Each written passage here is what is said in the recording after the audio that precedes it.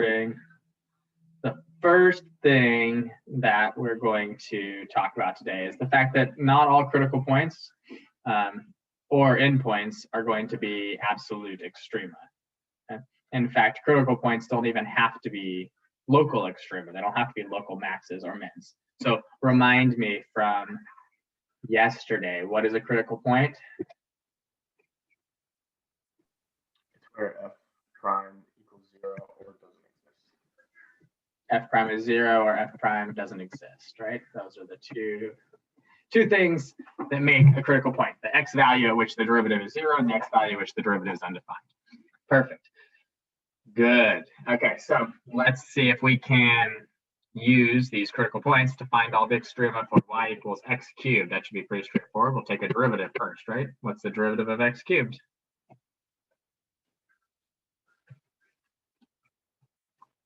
X squared. All right.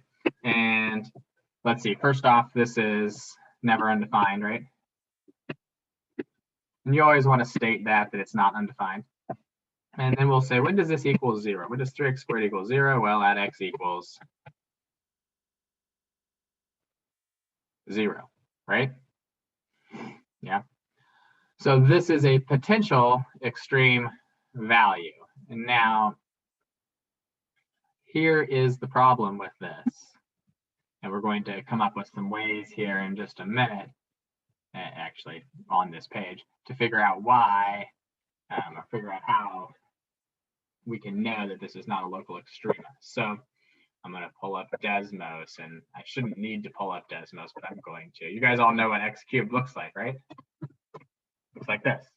Does it have a local max or a local min at 0, or even an absolute max or an absolute min at 0? No. Definitely not, right? I did put Desmos up on your screen, right? Yes. Yeah. Oh, good. Okay. So clearly there's not a max or a min at x equals 0. Yet we do have a critical value of x equals 0, right? So clearly not all critical points represent extreme values. How could we know this? We can know this by making what we call a sign chart. And we're going to do a lot of these sign charts in the next week or so. So we're making a sign chart for the derivative. Now, back when we were graphing our derivatives, we said that anytime the derivative was positive, what was our function doing? Increasing. Our function was increasing. So let's plug in a value that is greater than 0 into our derivative, right? So here's our derivative, 3x squared. Plug in something greater than 0, like 7 or a billion, doesn't matter what, anything. Okay? And what do you get here when you plug in a positive number to 3x squared? You end up getting a Positive number. Positive number, which tells us that f is increasing, right? When x is greater than 0, f is always going to be increasing, because no matter what positive number you put in there, you're going to get out a positive number. The derivative is positive, tells us the function itself is increasing. What if I plug in a negative number?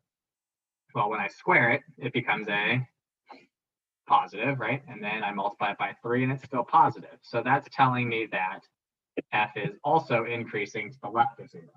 And the only way to have an extrema is to go from increasing to decreasing, or from decreasing to increasing. And so if we can show that at a critical value, we don't have this sign change of the derivative, we don't have this function going from increasing to decreasing or decreasing to increasing, then we can say there is not a local or an absolute max or min at that critical value. Does that make sense? So that representation is just the sign chart. That's correct. That's all you got to show is the sign chart. I mean, and we would have known off the bat that this didn't have a local max or a local min, because we know what this graph looks like. But most of the graphs that we're going to deal with, you're not just going to be like, oh, I know what that looks like. And hopefully eventually you sort of will, but right now we won't. Good or no? Good. All right, spectacular. Let's real quickly do this one, just for fun here. What's y prime?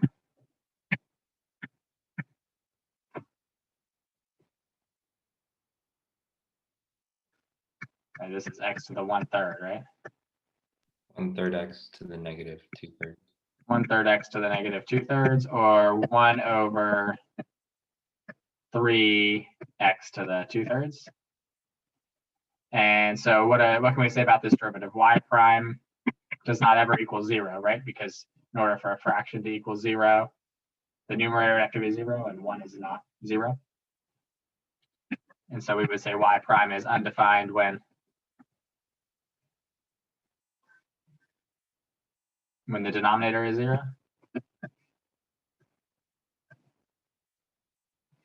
And what value of x makes 3x to the 2/3 equal 0? When x is 0. When x is 0. All right, so let's make a sign chart putting 0, our critical value. That's our only critical value, right? And we can say this is a critical value. This is a critical value. And let's plug in something greater than 0. If I plug in something greater than 0 to 3x to the 2/3, or sorry, 1 over 3x to the 2/3, a positive number, when you square it, stays positive, right? And when you take the cube root of a positive, it stays positive, and you multiply a positive by 3, it stays positive. And if you do 1 divided by a positive, it stays positive, right? So this is positive, which tells us that f is increasing. And what about if I plug in a negative? Plug in a negative to my derivative up here. Right? A negative number squared becomes a positive, and the cube root of a positive is a positive, and a positive times 3 is a positive, and 1 divided by a positive is a positive.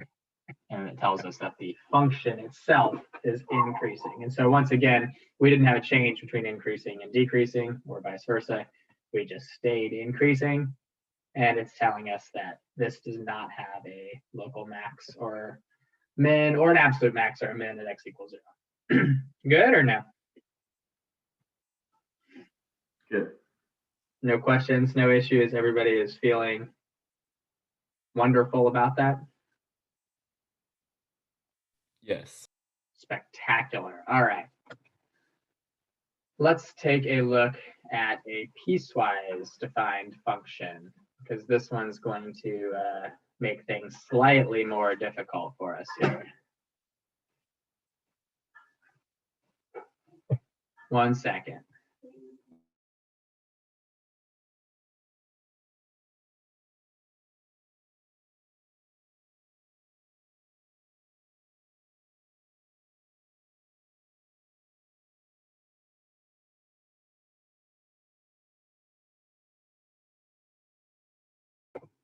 Okay, sorry about that.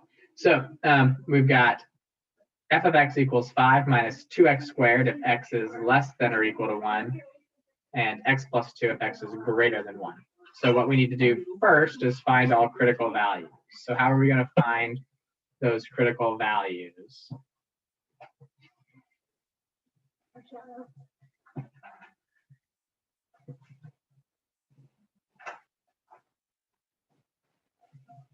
Any thoughts on how we're going to find those critical values? How do we normally find the critical value? What? We could just find them and then see if they fit the piecewise. Sorry, say that again. We can just find them and then see if they fit the piecewise. Okay, so find one for this and find them for this, and then see what happens with the frictions. Okay, sounds good to me. So let's first look at 5 minus 2x squared. So we're going to say if x is less than or equal to 1, f prime of x is what?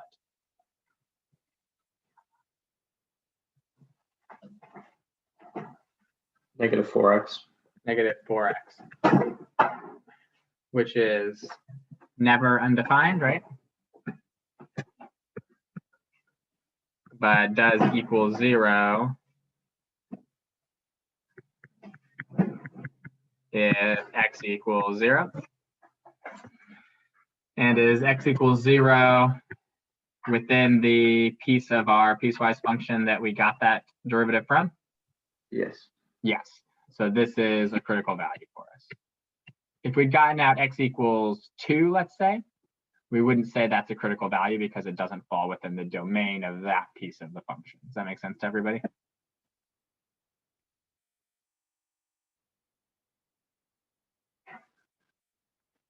Okay, hopefully so.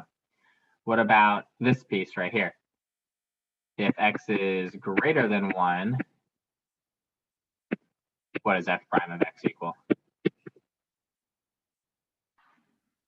1. 1, which is never undefined. 1 is just 1, right? And it also never equals 0. So we'll say from this side, no critical values. Good?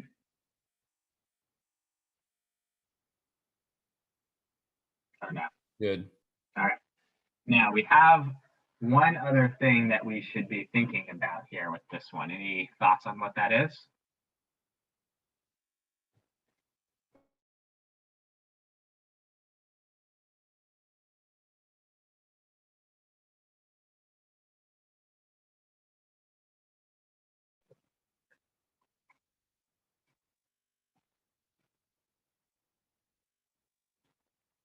No ideas on that?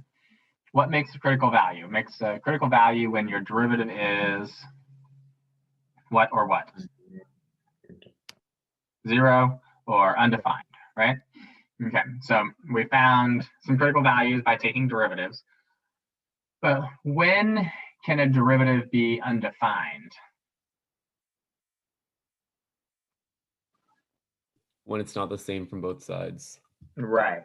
A derivative can be undefined when it's not the same from both sides. And even more than that, there was 4 specific criteria, and one of these criteria is going to be not met or met, one or the other. I don't know which way to say it, I guess. But what were the 4 things that make a derivative undefined just by graphically looking at it? If you have a corner, if you have a cusp, if you have a vertical tangent line, or if you have a discontinuity. Right, remember those?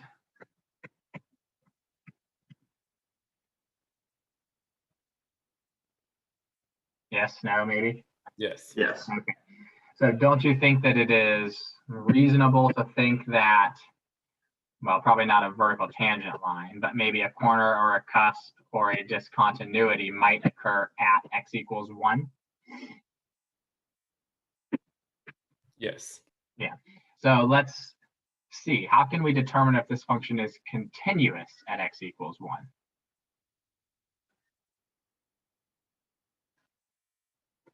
Plug in x equals 1 and then plug in a point really close to x equals 1. Okay. Or find a limit.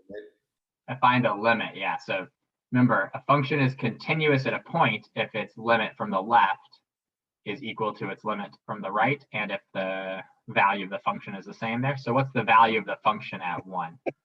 What's f of 1? Should be 5 minus 2 times 1 squared, which is 3. 3, right? Which tells us also that the limit as x approaches 1 from the left of f of x is also 3, right? Because we're approaching from the left here, and it must be 3. What about the limit as x approaches 1 from the right?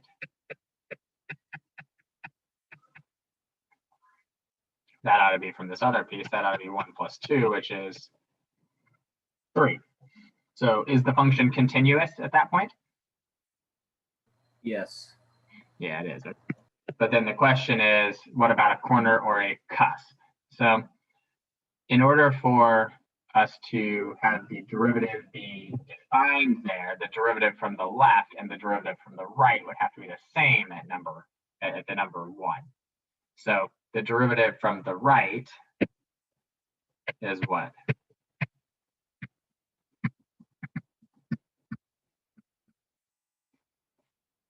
What is the derivative from the right equal? This part, right? What did that derivative equal? 1. Equals 1 at x equals 1.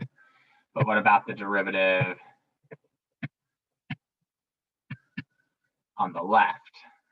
What does it equal? Using this at 1 should be -4 at x equals 1. So is the derivative from the left and the derivative from the right the same? No. No, and that's giving Yeah. us some sort of weird looking corner, half cusp thing, because on one side it's curved and on the other side it's linear.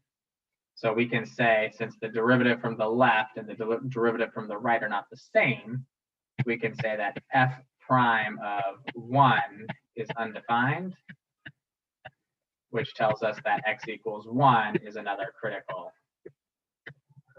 value. So we really have two critical values here, one at x equals 0 and one at x equals 1. Everybody good with that?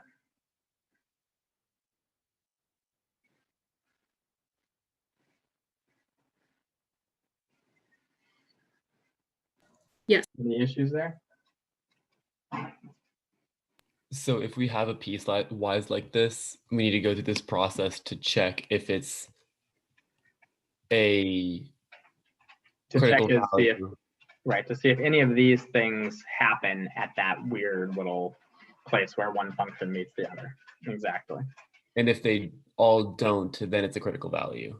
That's correct, right? If Okay. you can't, if you don't see, all right, if you don't come in and say, all right, there's a discontinuity, or all right, there's a different derivative from the right and different derivative from the left, those would make it a critical value. But if it matches up, now if they meet perfectly, if they're continuous, and if the derivatives from both sides are the same, then you're good.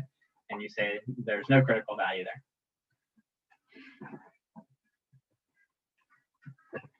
All right, so let's now make our sign chart, and our sign chart for the derivative needs to include x equals 0 and x equals 1 this time. So let's first plug in something less than 0. We'll plug in a negative value. So suppose we plug in negative 1,000 into our derivative, and we should be using the derivative for this piece if we're using negative 1,000. And what does that tell you about your derivative? If you plug in negative 1,000 to negative 4x, you get a positive number. So this is positive, which tells us that f is increasing. If we plug something in between 0 and 1, like let's say a half still falls on the 5 minus 2x squared part, which means it's still the negative 4x derivative. And if I plug in a half to this, what do I get?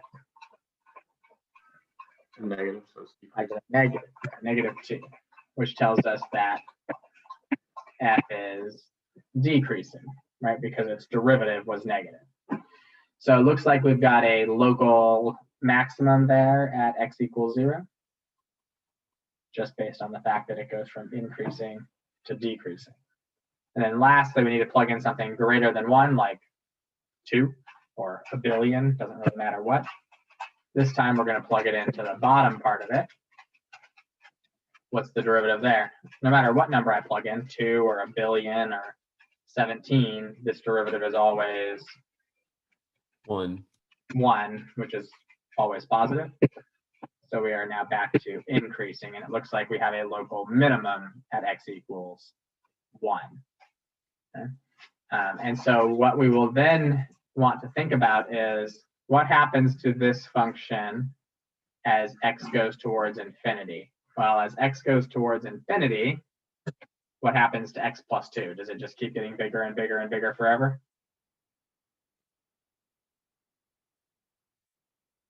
Yes. Yep, it does. So it's clearly going to eventually go higher than this local maximum was. So this is not an absolute max. It's just a local max. And what about with the piece that's going to go as we go towards negative infinity? What happens as we go towards negative infinity? This just keeps getting more and more and more negative, right? It's definitely going to drop below this local minimum. And so we don't have an absolute max. We don't have an absolute min. We just have a local max and a local min, and we'll need to figure out what those values are. We'll figure out what f of 0 is, and we'll figure out what f of 1 is. So what's f of 0? If we go back here, f of 0 should be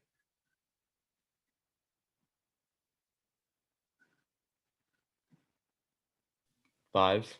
5. And what's f of 1? We already found that earlier, but f of 1 ought to be 3. So we can say that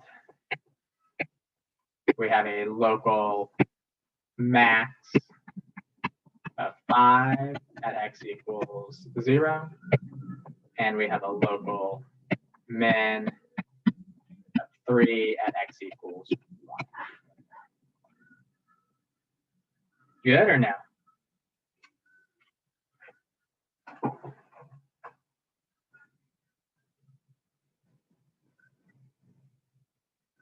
Good. Spectacular. All right, let's do another one.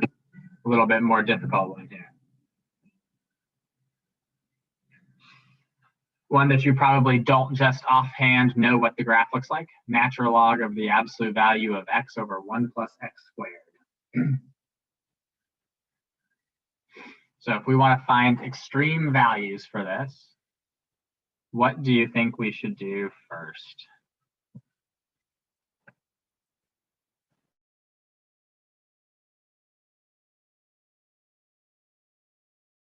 Find its derivative. Dude, exactly. Right, we need critical values, which come from the derivative. So let's find f prime of x. So natural log of the absolute value of x over 1 plus x squared. Well, we got a little bit of an issue here because we haven't taken a derivative of something with an absolute value in it yet, have we?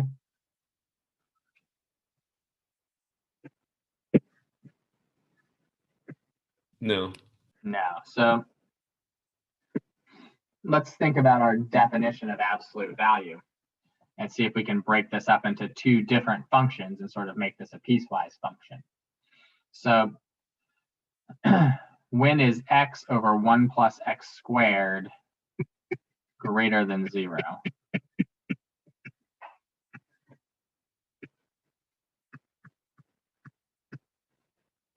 First off, what's the denominator always going to be no matter what? Positive.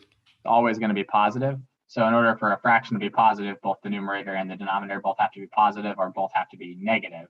And since the denominator is always positive, I need the numerator to also be positive in order for this to all be positive. So we could say that that whole fraction is greater than 0 if x is greater than 0. And we could say that that whole fraction is less than 0 if x is less than 0. Would you guys agree with that? Yes. Okay. And what about if x equals 0?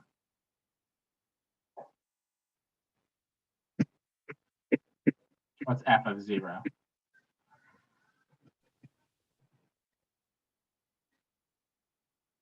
Zero. Are you sure? 0 over 0. 0 over 1, right? That's 0 over 1 inside there if x is 0. But it gives you the natural log of 0. And what's the natural log of 0? That does not exist, right? So the domain of this function to start with is negative infinity to 0, 0 to infinity. So we want to keep that in mind as we're going through and looking for critical values, right? Because a critical value, we can't have a critical value if the function doesn't exist there. So we got to see if the function will actually exist at every point where we have a critical value. Does that make sense so far? Everybody good with like what we're doing to set up to start this problem?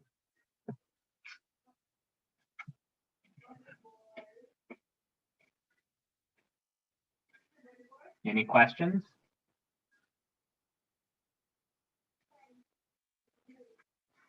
All right, so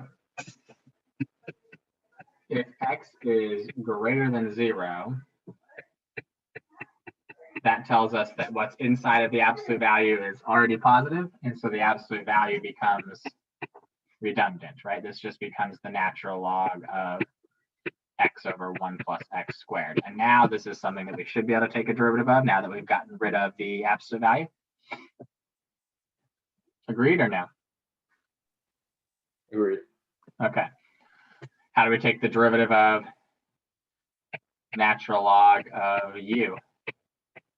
Should be 1 over u.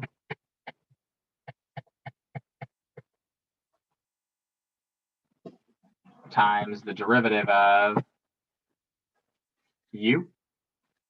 And so how do we take the derivative of x over 1 plus x squared? Quotient rule.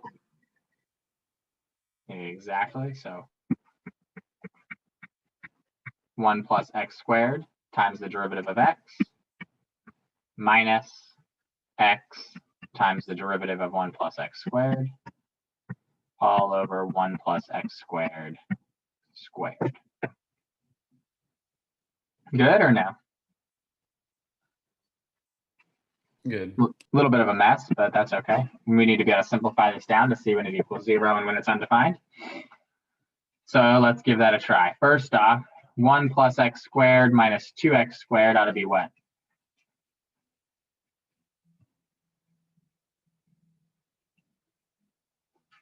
One minus 2x squared, x squared. 1 minus x squared. And then we've got a 1 plus x squared in the denominator. And then we're dividing by this fraction, x over 1 plus x squared. So we should be able to flip that and multiply. Good or no?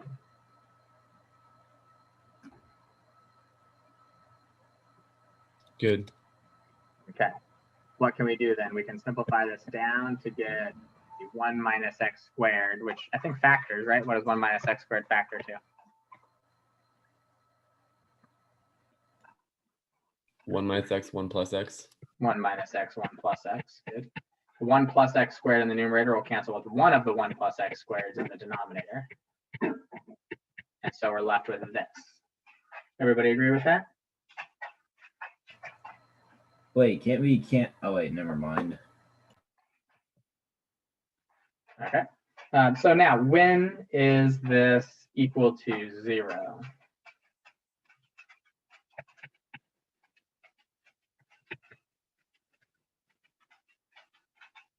One equals 1 or negative 1. Okay, if x is 1 or x equals negative 1. And then what about when is it undefined?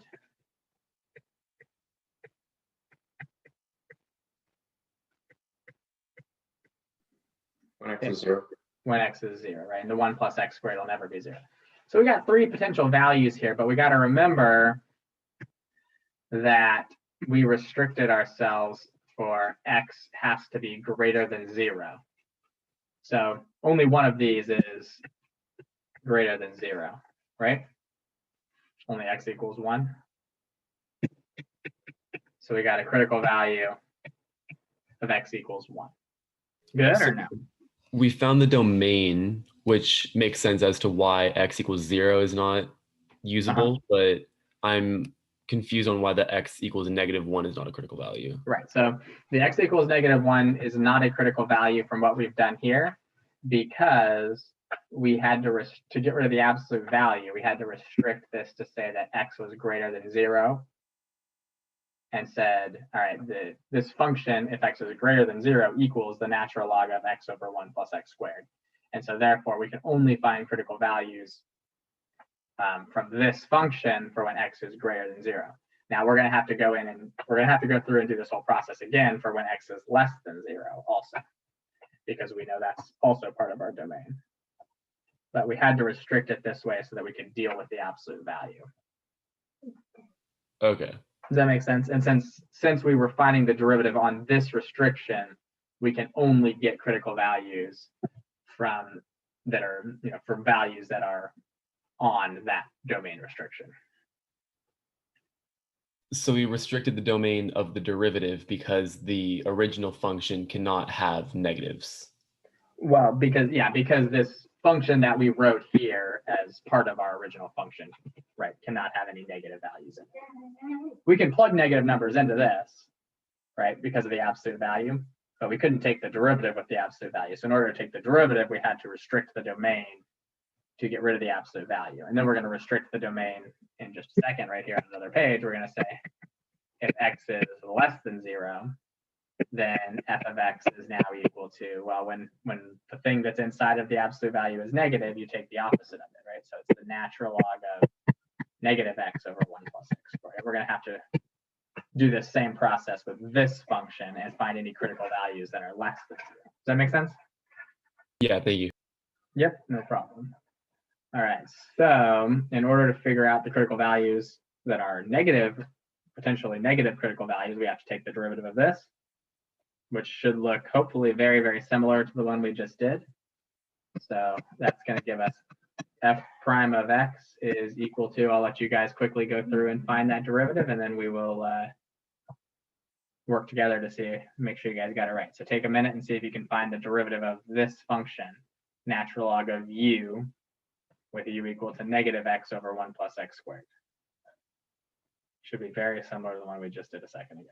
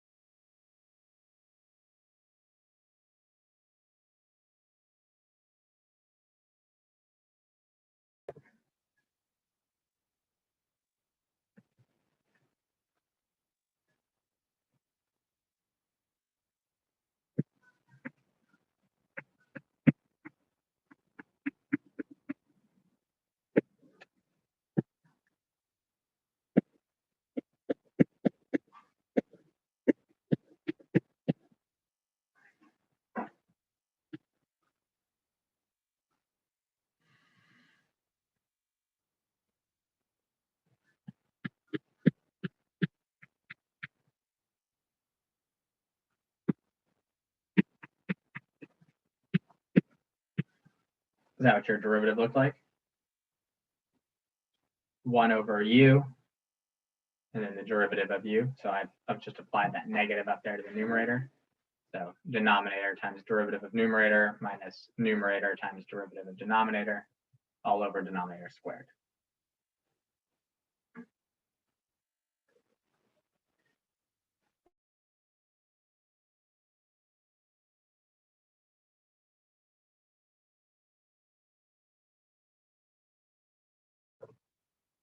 Is that what you guys got or no? Yeah. Okay. So now simplify your numerator. And that gives us negative 1 minus x squared plus 2x squared. So that's going to give us an x squared minus 1 in the numerator. And it's going to give us a 1 plus x squared in the numerator when we flip this fraction. And it's going to give us a negative x down here. And it's going to give us a 1 plus x squared squared.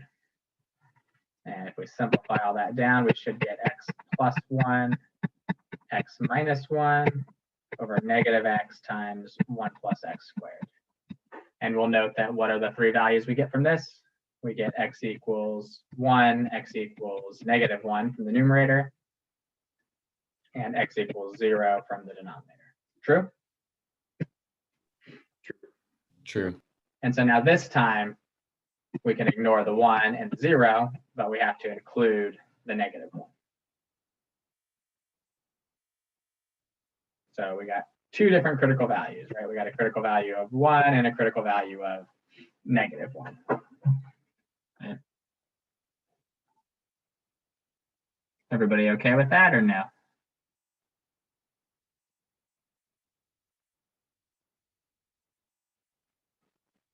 All right. Now we'll make our sign chart. Now I'm going to put 3 different values on my sign chart, even though I only had 2 different critical values. So one of them was negative 1 and the other was 1. What do you think the other value I'm going to put on here is?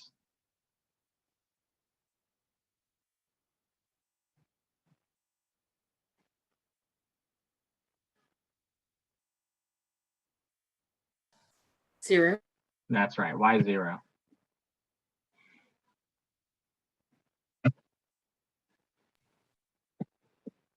Because it can't be 0. Right, because our function can't be 0. And so weird things happen when we have discontinuities in our function. So we want to make sure that when we make our sign chart, we always include any discontinuities from the original function on there. So if it had a vertical asymptote somewhere, let's say, include that on your sign chart.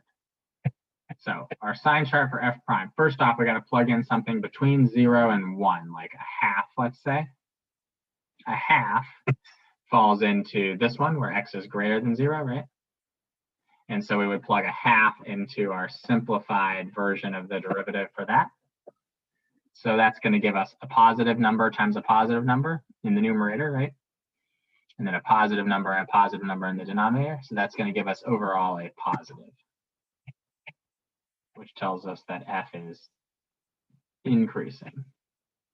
And if we plug in something more than 1, like 2 or a million, when I plug it in here, 1 minus 2 is negative, and then 1 plus 2 is positive. So the numerator is a negative, and the denominator, if I plug in a positive number to this, is always positive. So we end up with a negative here, and now f is decreasing. Good or no? Good. Okay. Then we'll plug in something like negative a half. That'll be included on the x is less than 0 piece. So negative a half will plug into this derivative right here. Negative a half plus 1 is positive, right? And then negative a half minus 1 is negative. So I have a negative here. And then I have a positive when I plug in a negative to that. And then this is always positive. So we end up with a negative, and f is decreasing. And if I plug in something like negative a million, this is negative, which makes a positive. The negative of the negative makes a positive, and this is positive, so it's all positive. And so we should see that we have what going on here? What's happening at negative 1 and 1? Local max. Looks like it's a local max, and it could be an absolute max also.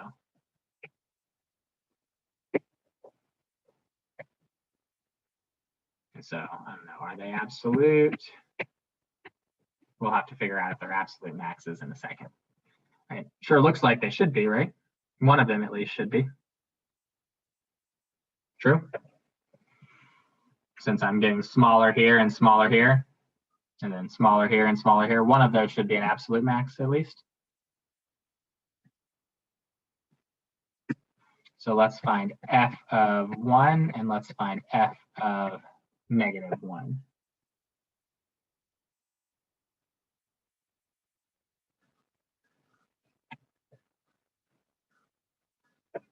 Our original function was this, right? So 1 over 1 plus 1, that's going to be 2, right? Yeah, sorry, 1 over 2. It's going to be natural log of a half.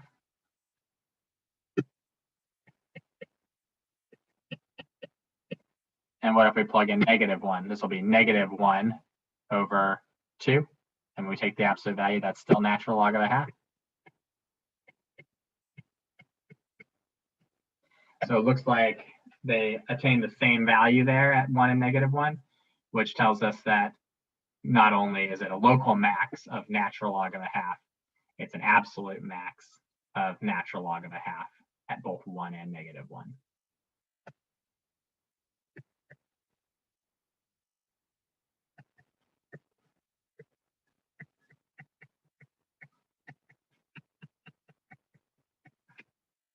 Good or no?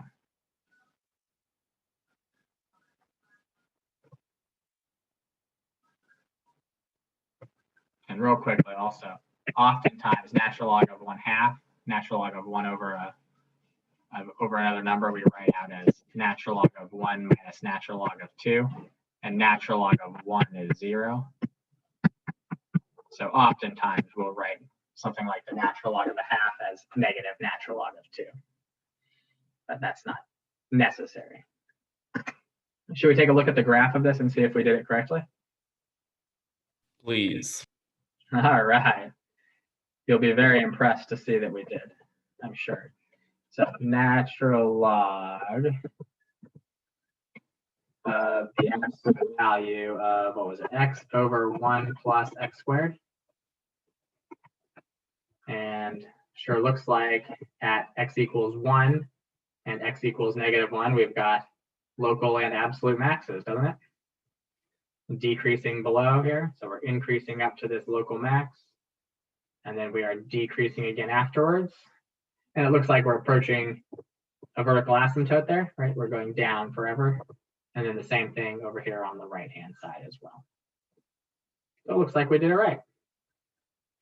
And we had, from all the information that we had gathered, we knew that it was increasing from -infinity to -1, and then decreasing again after that to 0, -1 to 0, then increasing again from 0 to 1, and then decreasing from 1 to infinity. And we knew that there was a discontinuity at 0, and it sure looks like, based on what the graph looks like now, that that's a vertical asymptote. Everybody feel good about that or no?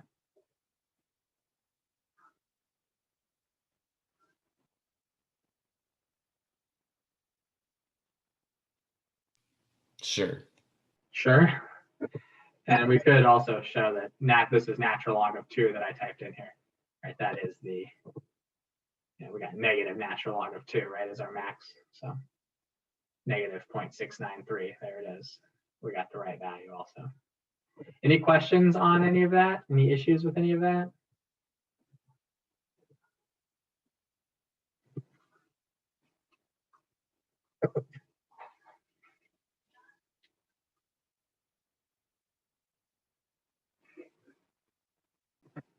So we're going to kind of go through some of the rules we've already talked about. I just kind of want to have them written down. We're going to practice them. Now, I know we've dealt with a fairly complicated couple of functions, but we're going to deal with them on some nice, easy functions now. Make life a bit easier, hopefully. So the first rule that we have sort of talked about now is that our function will always increase when the derivative is positive. And our function will always decrease when the derivative is negative. Okay. So we're going to just sort of illustrate this with a couple of simple functions, even though we've already used it a couple of times here on these previous problems, but we're going to illustrate this fact again right now. So we have the function x squared, which we know when x squared is increasing, and we know when x squared is decreasing, right?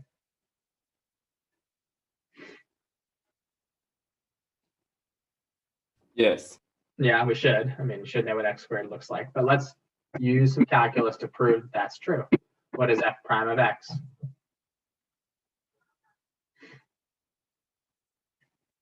$2x.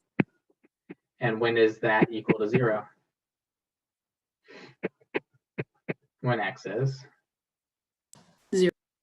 Exactly. And anytime I ask you when does a function increase and when does a function decrease, your first step is always going to be take the derivative, set it equal to 0, and take the derivative and see when it's undefined. So when is 2x undefined?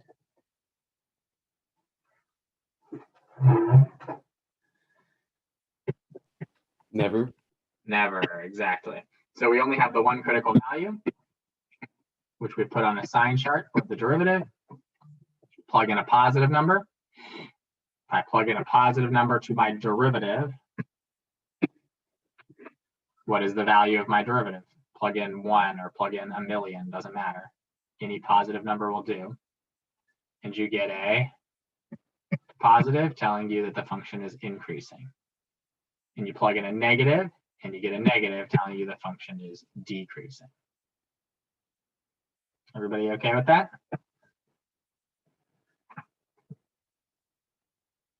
Hopefully. That's just what we were doing, except now we're doing it with a nice, simple, easy function. Yeah. Yeah. And we would state then that this function increases on the interval from 0 to infinity, and we would state that it decreases on the interval from -infinity to 0. Now, I want to make something very clear here, because this is very important. When you write intervals on which a function increases and decreases, the College Board, don't get me started on the College Board, the College Board, in their infinite wisdom, note the sarcasm in my voice. None of your parents work for College Board, do they? Anybody? No? Good. Okay. The College Board in their, note the sarcasm again, infinite wisdom, thinks that you should indicate these increasing and decreasing intervals using brackets on any real number values that you put in. So what this is telling us is that this function is decreasing all the way from negative infinity to 0 and is still decreasing at 0. But then it is also increasing at 0 and increasing from 0 to infinity, which makes no sense. And every math teacher that I ever had in my entire life, and any competent person that I've ever dealt with in math, agrees that these should be parentheses on the 0 for open intervals. But for some reason, the College Board thinks that you need to indicate them as closed brackets, that it is both increasing and decreasing at 0. I think that's stupid. But because you have to take the AP test and the College Board says it needs to be done this way, then you got to do it this way. Everybody clear on that? Yes. Okay. Note the sarcasm again on the infinite wisdom of the College Board. None of your parents work for College Board, right? Good. All right. Any questions on this nice, easy one for increasing and decreasing here? No? Let's do another nice, easy one. You guys want to try and work through this one on your own now that we've done an easy one and a complicated couple of ones?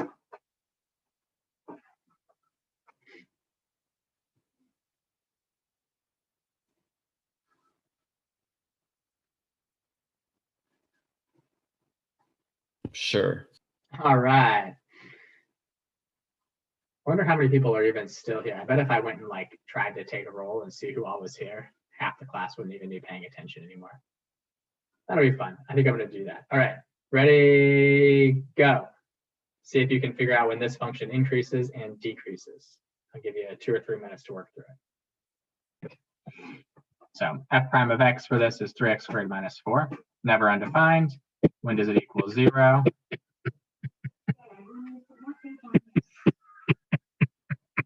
When x equals plus or minus 2 over root 3. Yeah. Everybody good with that? Yeah. Yes. Okay. So we'll make our sign chart. The only 2 values that we need to put on are 2 over root 3 and negative 2 over root 3. What's something that is between negative 2 over root 3 and 2 over root 3?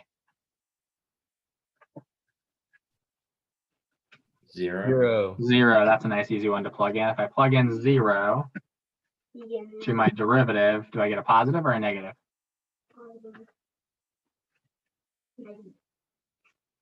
Negative. Negative. So our function is decreasing. Plug in something more than 2 over root 3. It doesn't need to be close to 2 over root 3. So just be safe. Pick something real big like a million. A million squared times 3 minus 4 is definitely positive. And plug in something like negative a million. You square that and multiply it by 3 and subtract 4. Still positive. So how would we write this? We would say this function is increasing on the interval negative infinity, and note that the infinities still stay in parentheses because those aren't real numbers. So negative infinity to negative 2 over root 3, bracket, union, bracket, 2 over root 3 to infinity, parenthesis. And then it is decreasing from bracket, negative 2 over root 3 to positive 2 over root 3, bracket. Good or no?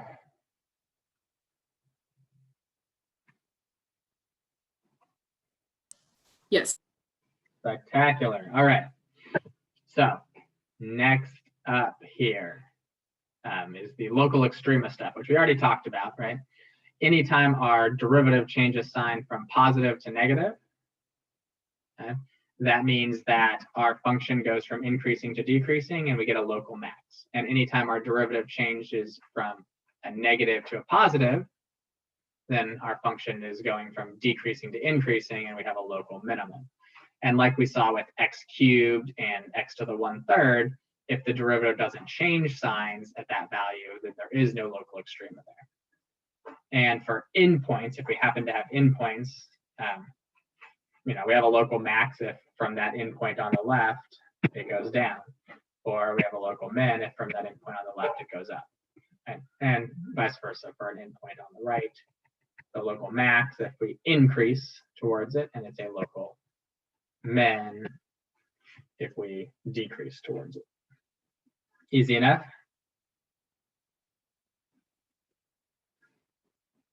So we should be able to use all of this info to put in some local maxes and local mins for any functions that we want to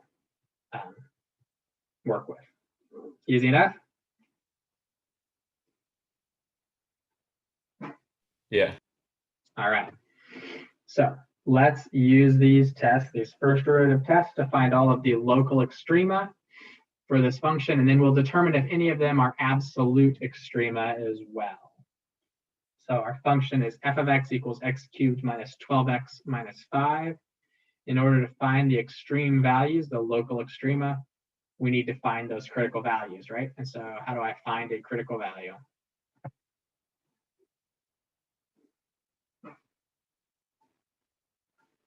First, find its derivative. Find its derivative. If you're confused about what I'm asking you to do for the next, week or two, and if I say, what should we do first? The answer will almost always be take the derivative. So for those of you that are not wanting to answer questions when I yell them out, the answer usually is find the derivative. Now that we've found the derivative, 3x squared minus 12, we want to know when is it undefined? Never undefined. And when does it equal 0?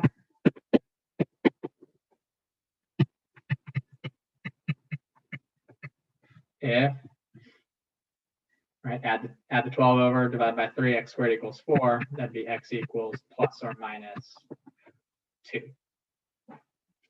Good or no? Good. All right, so we make our sign chart. We only had 2 critical values, so we only put on -2 and 2. What's something between them that's really easy to evaluate? 0. 0, so put in 0. That gives us a negative, which means we are decreasing. Plug in something bigger than 2, like 3 or a million, and you get a positive. And plug in something less than -2, like -3, or like -1 million, and you get another positive. And so we can see, like we saw on that other one, that we get a local max here at -2 and a local min at 2. Okay? And the question is, are any of these absolute values? And it doesn't look like they are, because our function increases, right, after 2 and decreases as we go to the left of -2. So one would assume that it's going to go lower than the value at 2 and higher than the value at -2 eventually. And we could know that for sure, because if we looked at the limit as x approached infinity of f of x, what is that value? I get infinity cubed, which is still infinity, right? This is getting larger and larger and larger. And as we go towards negative infinity cubed is negative infinity, right? And so that's the largest power is going to dominate that. And we'll see that it decreases forever and increases forever. So there are no absolute values. No absolute max or min. But we do have the local max and the local min at f of -2 and f of 2. So what's f of -2? That's -8, right? Plus 24 ought to be 16, minus 5 ought to be 11. And then if we plug in 2, that ought to be 8 minus 24, right? Which is -16 minus 5 ought to be -21. So we'd say we have a local max of 11 and a local min of -21. This is at x equals -2, and this is at x equals +2. Good or no? Good. All right. And if we wanted to, we could look at this on Desmos here real quick. What was it? X cubed minus 12x minus 5? Is that right? And negative 211 is our local max. 2, negative 21 is our local min, just like we had. Increasing from negative infinity to negative 2, decreasing from negative 2 to 2, and then increasing again from 2 to infinity. Everything that we saw from our sign chart is exactly what the graph does. Good or no?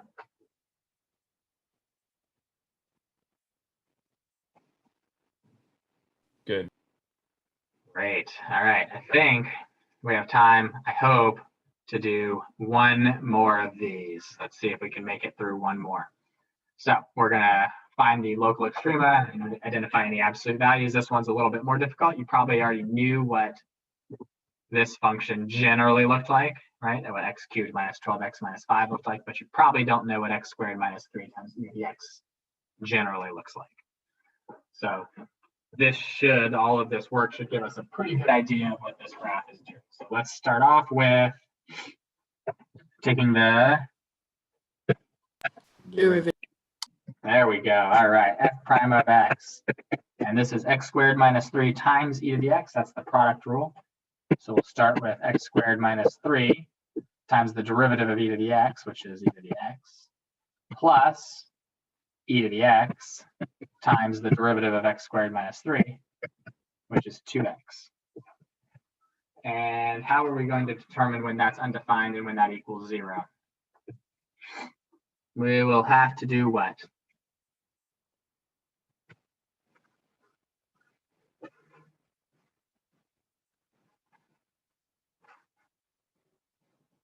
What do they have in common?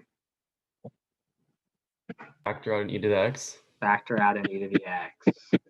E to the x times, well, what's left? X squared and a plus 2x and a minus 3,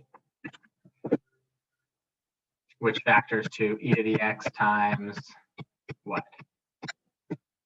X plus 3, x minus 1. Is this ever undefined?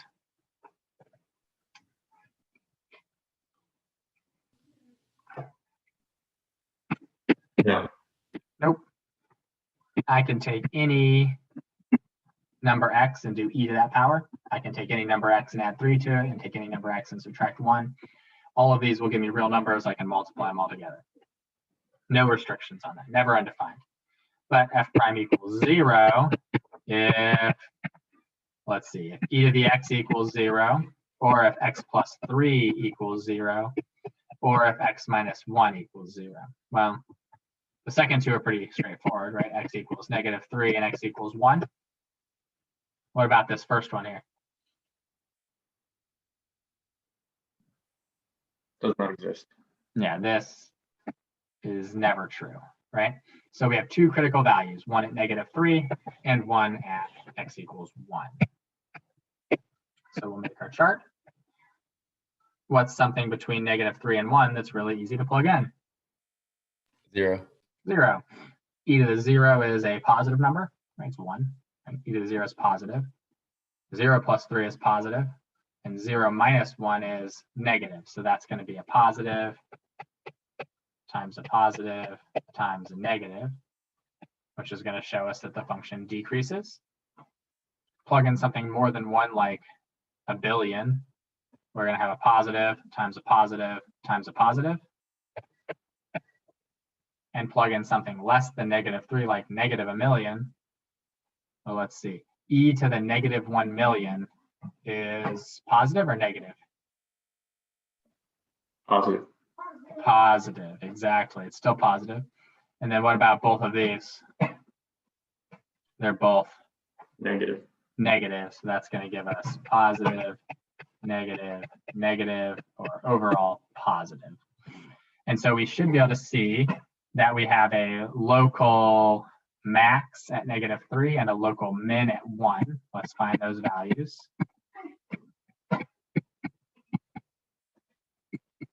f of -3, that'll be 9 minus 3 is 6, or 6e to the -3.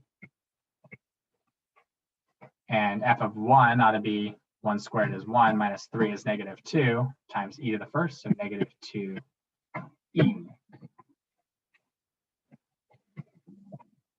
So we have a local max of 6e to the -3 at x equals -3. And we have a local min of -2e at x equals 1. Everybody good so far? Yes. All right. And then what's the last thing we need to do? We need to determine if either of those are absolute maxes or absolute mins.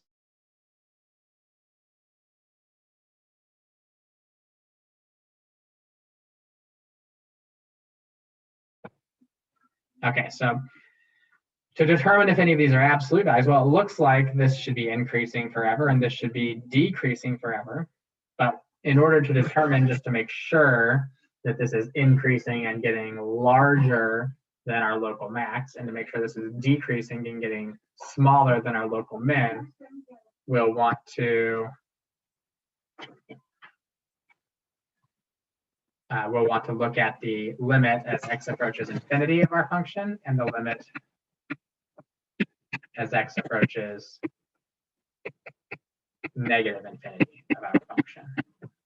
Couldn't we just test numbers below the x's? Could, but it's better to look at the limits for a couple of reasons. One, because eventually we're going to have to graph these kinds of things, and so we're going to want to know if there's asymptotes, right? These limits as we go towards infinity or negative infinity tell us if there's horizontal asymptotes. So that's one reason we're going to want to be able to do it. And then the other reason is plugging in a bunch of values is nice, but what if you pick a couple of values over here like -7 and -20, and then those are still above your local min, but eventually it goes below your local min. So you might indicate that it is an absolute max when you just didn't test the number far enough, perhaps. Does that make sense? Okay. Yeah, it does. Just to be careful, if you look at the limit as you go towards infinity, you'll know what the highest or lowest value it could potentially get to is. So. Okay, got it. Yeah. So as we go towards, as x goes towards infinity, infinity squared is just still a huge number. Subtracting 3 doesn't do much to it, and multiplying that by e to the infinity just makes it even bigger. So this one is infinity, which tells us that it does increase forever, which tells us that this is only a local max. Like this is getting absolutely huge as x gets very large. And so therefore this is not an absolute max. But if we do this one is, right, it's x squared minus 3 times e to the x. But if x is negative infinity, that becomes an e to the infinity down here. And what's getting larger more quickly? An infinity squared or an e to the infinity? Infinity squared. I don't think so. Really? Yeah. As we go towards infinity, an exponential function will always increase it more rapidly than just this power. So you think about it, it's like, suppose this number is like a billion, right? Well, a billion square, even think about a number like, it's not even that big. Think about like 100, right? 100 squared is what? Should just be 10,000, right? 100 squared is 10,000. But if you do e to the 100th power, just real quickly, I know we're over time, but it doesn't take you that long to go between classes, right? E to the 100th power is already 2.68 whatever times 10 to the 43rd power. Whereas 100 squared is, 10,000. Right? So the exponential increases far, far, far more rapidly than the polynomial function does. That's something we'll talk more about again in the next couple of days here. But if the denominator is increasing more rapidly than the numerator, what should this be going towards? 0. 0. And so as we go towards a negative infinity, this is approaching a horizontal asymptote to the left. And because of that, we're never going below the x-axis here. So this is just decreasing and approaching a horizontal asymptote of y equals 0. And our local minimum of negative 2e is also absolute. And if we quickly, we got like 2 more seconds here. I know we're over, but if we, that's not what I meant to do. There we go. Put in x squared minus 3 times e to the x, we can see that that's exactly what's happening. We're decreasing as we go to the left, right, towards this horizontal asymptote of y equals 0, going up to a local max, dropping down to a local min, which is also an absolute min, and then increasing again afterwards. Everybody see that?